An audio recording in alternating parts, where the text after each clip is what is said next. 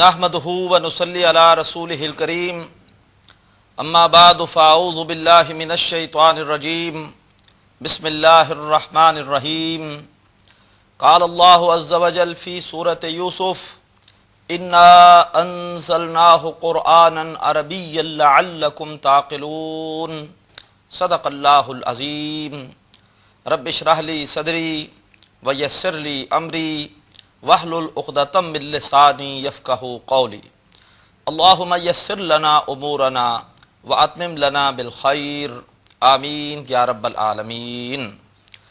मोहतरम नाज़रीन, अस्सलामु अलैकुम व रहमतुल्लाहि व बरकातुहू।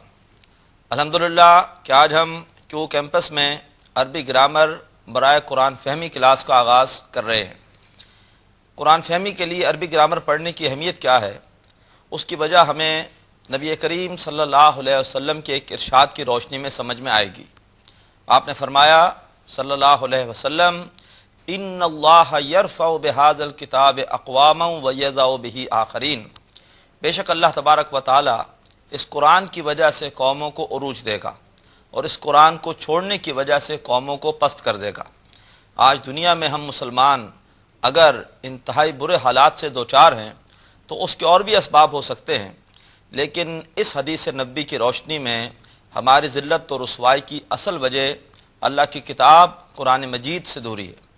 हम कुरान मजीद को अल्लाह तबारक व तआला की किताब तस्लीम करते हैं, लेकिन हमारी अक्सरियत कुरान मजीद को पढ़ती ही नहीं, और जो लोग पढ़ते हैं वो भी पढ़ते हैं बग़ैर समझे हुए। हम दुनिया की कोई किताब बग़ैर समझे हुए नहीं पढ़ते, लेकिन सिर्फ़ अल्लाह की किताब कुरान मजीद है कि जिसको पढ़ने वालों की अक्सरियत बग़ैर समझे हुए पढ़ रही है। हमारी ज़िम्मेदारी है कि हम कुरान मजीद को पढ़ें, समझ के पढ़ें, इसकी तालीमात पर अमल करें और इसकी तालीमात दूसरे बंदगान खुदा तक भी पहुँचाएँ, ताकि वो भी इस किताब पर अमल करके और क़यामत के दिन सुरखरू हो सकें। अल्लाह तबारक व तआला सूरह यूसुफ़ में इरशाद फरमाते हैं कि इन्ना अंज़लनाहु क़ुरआनन अरबिय्या लअल्लकुम ताक़िलून। बेशक हमने इस कुरान मजीद को ज़ुबान अरबी की सूरत में नाजिल किया। क्यों? ताकि तुम इसको समझ सको। ये जो किताब जिसके ज़रिए से हम इंशाअल्लाह इस क्लास में अरबी ग्रामर को समझेंगे, इस किताब के दो हिस्से हैं। पहले हिस्से में अरबी ग्रामर के कुछ क़वायद बताए गए हैं और दूसरे हिस्से में कुरान मजीद की कुछ मुंतखब सूरतें हैं। इंशाअल्लाह हम उनका तर्जुमा करेंगे ग्रामर के क़वायद के इतलाक़ के साथ। और इसमें यह नोट कीजिए कि हम इब्तिदा में जो ग्रामर का हिस्सा पढ़ेंगे, ये हिस्सा बड़ा सरसरी तौर पर होगा, ताकि आपके हाफ़ज़े पर ज़्यादा बोझ ना हो। आप सिर्फ नोट करते जाइए कि अरबी ग्रामर के क़वायद में क्या क्या इस्तिलाहात होती हैं, और उसके बाद जब हम कुरान मजीद की सूरतें पढ़ रहे होंगे तो वहाँ पर जिस जिस कायदे का इतलाक़ जहाँ होगा, इंशाअल्लाह वहाँ पर आपको वो कायदा समझाया जाएगा, ताकि आप कुरान मजीद का तर्जुमा भी समझते जाएँ और उसके साथ साथ आप ग्रामर के क़वायद को समझिए। आइए अब हम बाकायदा कुरान फ़हमी के लिए अरबी ग्रामर क्लास का आगाज़ करते हैं, और आगाज़ के लिए हम नबी करीम सल्लल्लाहु अलैहि वसल्लम की बड़ी प्यारी दुआ वो पढ़ते हैं, रब्बि यस्सिर वला तुअस्सिर व तम्मिम बिल खैर। ऐ मेरे रब, तो मेरे लिए आसान फरमा, तो मेरे लिए मुश्किल ना फरमा, और तो इस काम को मुकम्मल फरमा खैर के साथ।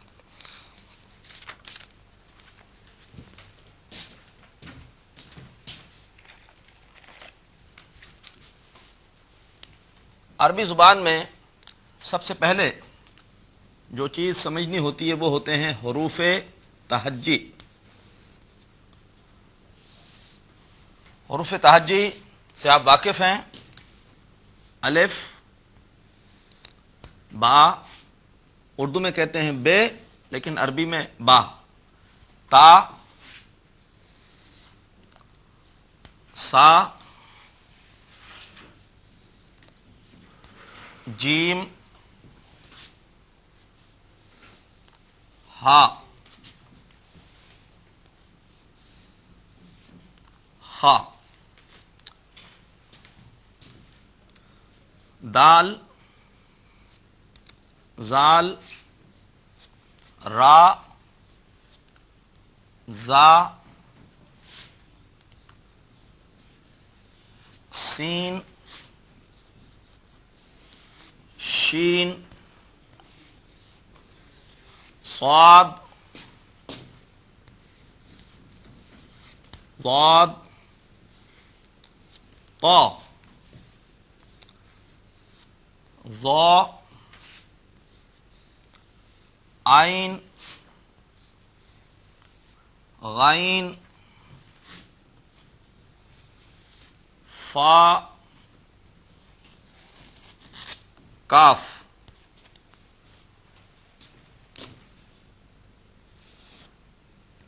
کاف لام میم نون واو حمزہ ہا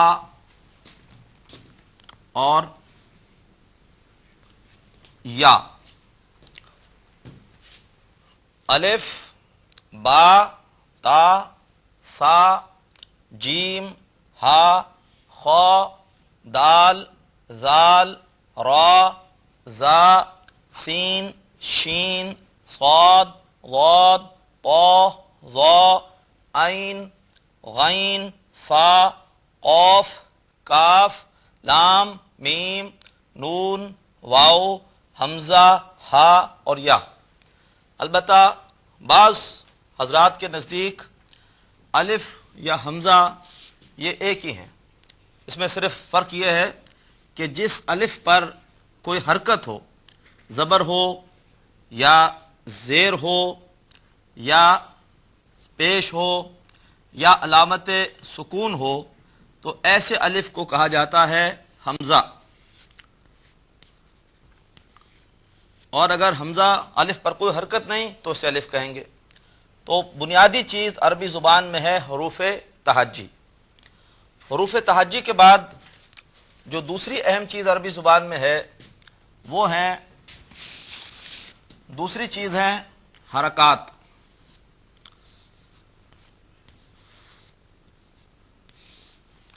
حرکات سے مراد ہوتا ہے نمبر ایک زبر جو کہ حرف کے اوپر لکھی جاتی ہے، اور اسے عربی میں ہم کہتے ہیں فتح. فتح. اور جس حرف پر زبر ہو اسے کہا جاتا ہے مفتوح. دوسری حرکت وہ کہلاتی ہے زیر، اور اسے حرف کے نیچے لکھا جاتا ہے. عربی میں اسے کہہ دیتے ہیں کسرہ. کسرہ.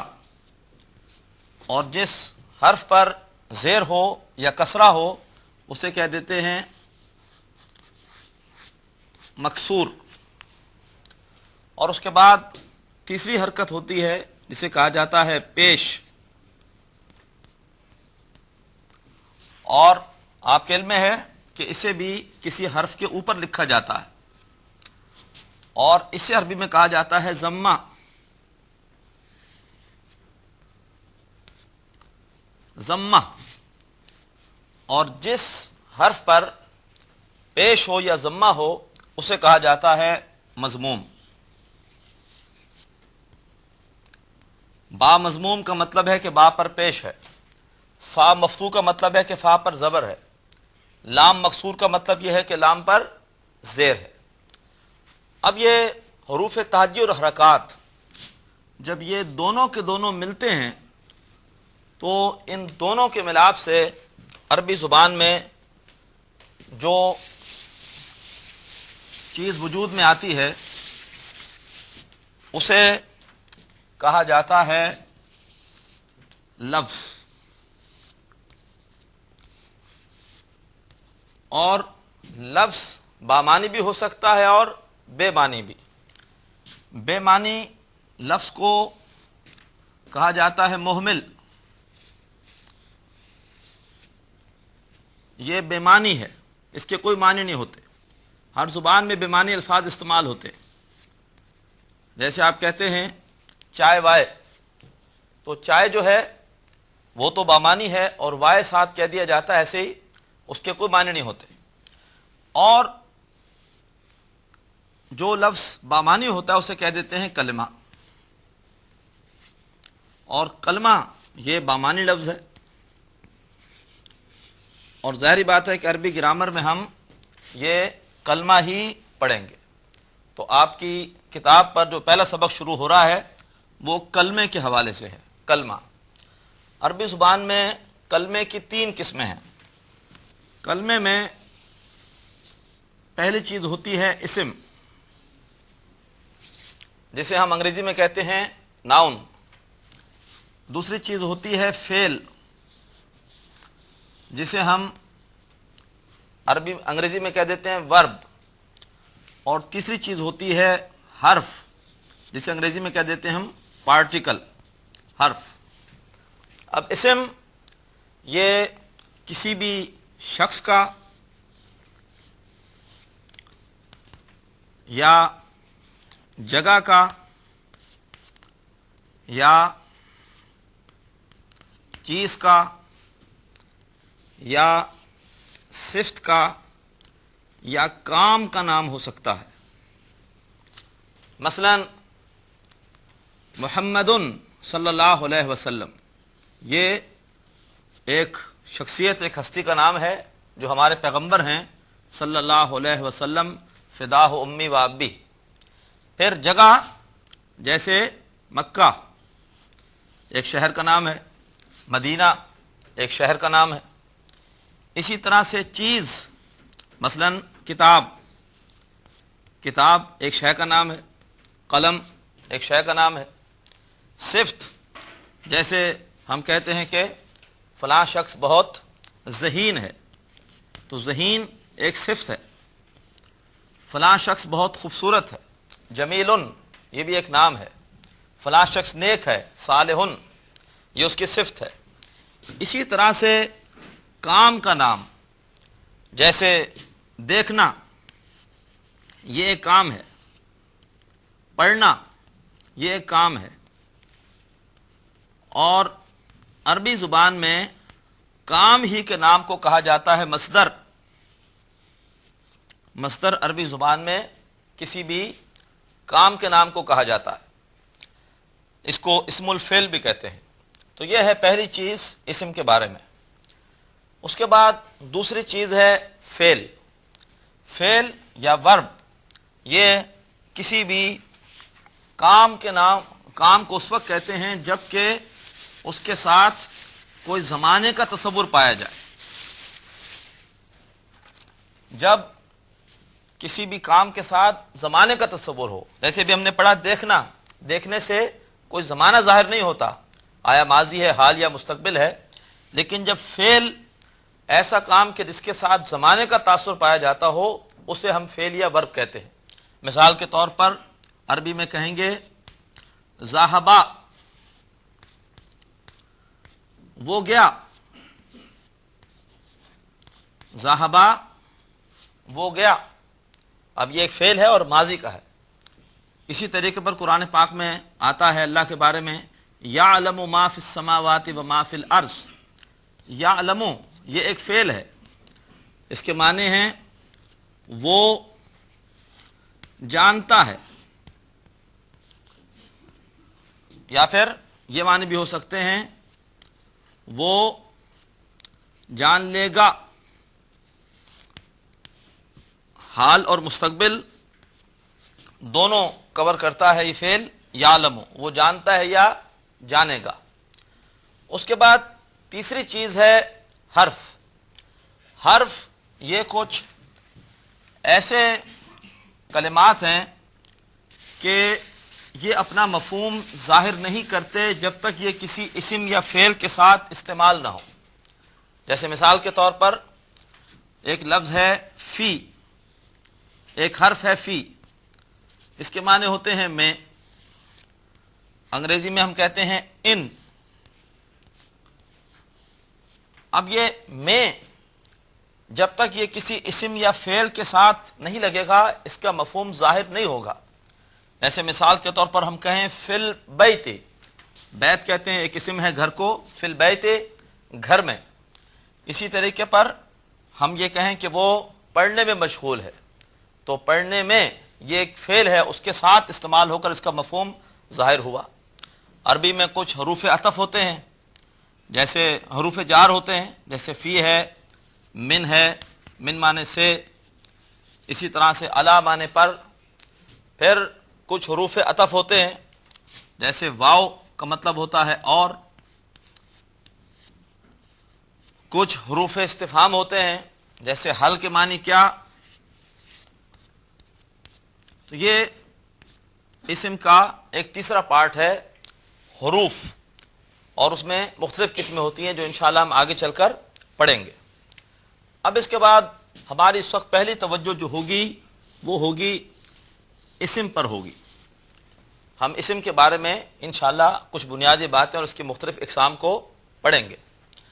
اسم کے حوالے سے نوٹ کیجئے، میں ایک جملہ لکھ رہا ہوں، اس سے آپ کو اندازہ ہوگا کہ اسم کسی بھی فقرے میں مختلف حالتوں میں استعمال ہو سکتا ہے۔ جیسے مثال کے طور پر ایک جو ہے وہ جملہ ہے کہ حامد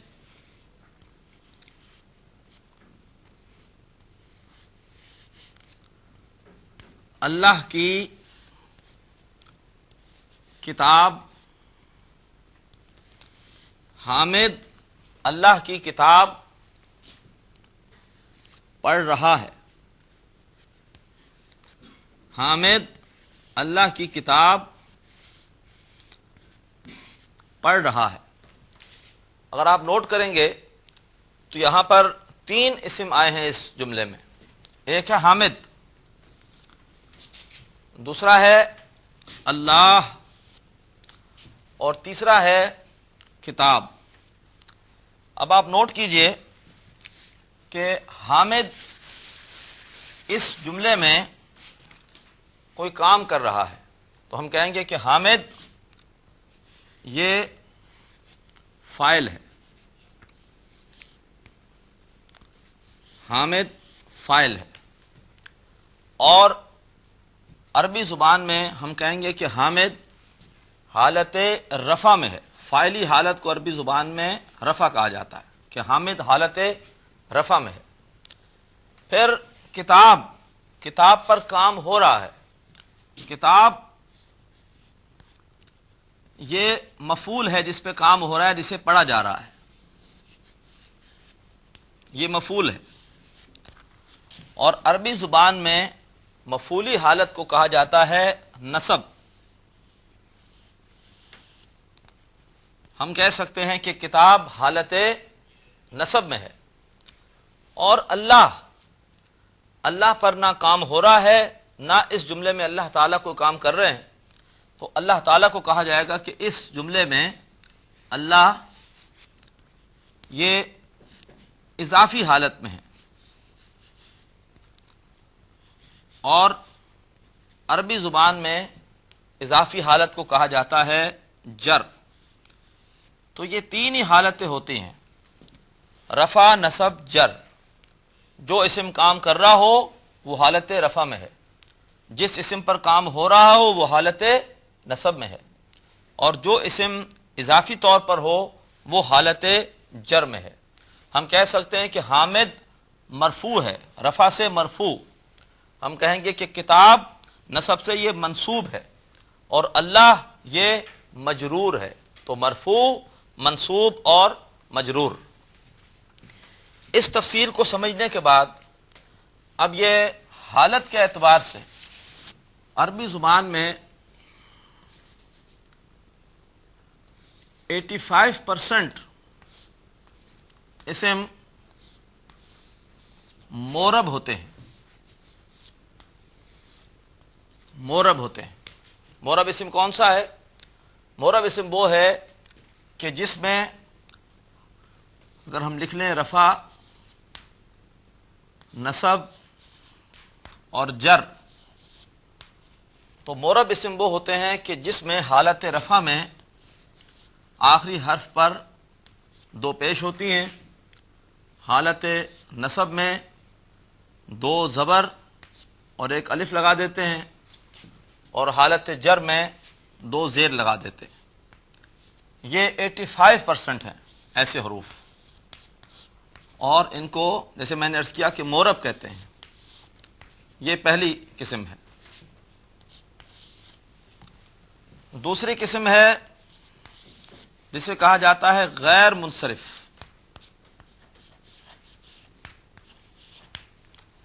اور یہ ہوتے ہیں 13%.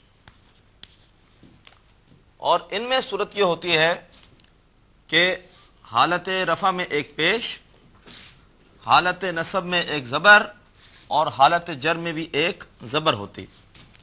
یعنی غیر منصرف اسماء پر کبھی بھی تنوین نہیں آتی، بلکہ پیش، زبر اور زبر. اور ایک تیسری صورت ہے مبنی. یہ 2% ہوتے ہیں اور یہ رفع، نصب اور جر میں ایک ہی حالت میں رہتے ہیں. اب مثال کے طور پر میں ایک مثال دے دوں، پھر ہم انشاءاللہ آج کی کلاس مکمل کریں گے. ایک لفظ ہے کتابن. یہ لفظ مورب ہے تو ہم کہیں گے کتابن، کتابن، کتابن. ایک نام ہے پیغمبر کا حضرت ابراہیم علیہ السلام، یہ غیر منصرف ہے. ابراہیم، ابراہیمہ، ابراہیمہ. ایک اور نام ہے ایک پیغمبر کا حضرت موسیٰ علیہ السلام. حضرت موسیٰ علیہ السلام یہ مبنی اسم ہے، موسیٰ، موسیٰ، موسیٰ. تو الحمدللہ کہ آج ہم نے اسم کے حوالے سے مورب، غیر منصرف اور مبنی اسم کو سمجھا. آئندہ کلاس میں انشاءاللہ ہم یہ مورب، غیر منصرف، مبنی اسم کی کچھ مثالیں پڑھیں گے، اس سے بات مزید واضح ہوگی. آج ہم اسی پر اکتفا کر رہے ہیں. اقول قولی ھذا واستغفر اللہ لی ولکم ولسائر المسلمین والمسلمات. ناظرین، ابھی آپ نے پروگرام عربی گرامر برائے قرآن فہمی کا لیکچر نمبر 1 ملاحظہ فرمایا.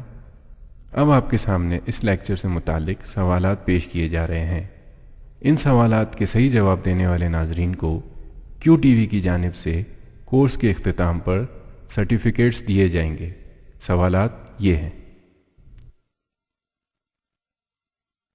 سوال نمبر 1. کلمے کی ڈیش اقسام ہیں: A 2، B 3، C 4.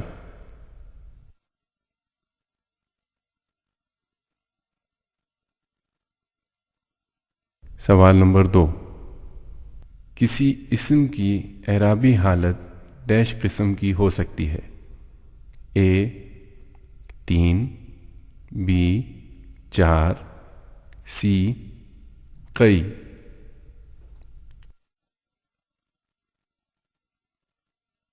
سوال نمبر 3. غیر منصرف اسم پر ڈیش نہیں آتی: A حالت جر، B تنوین، C تشدید.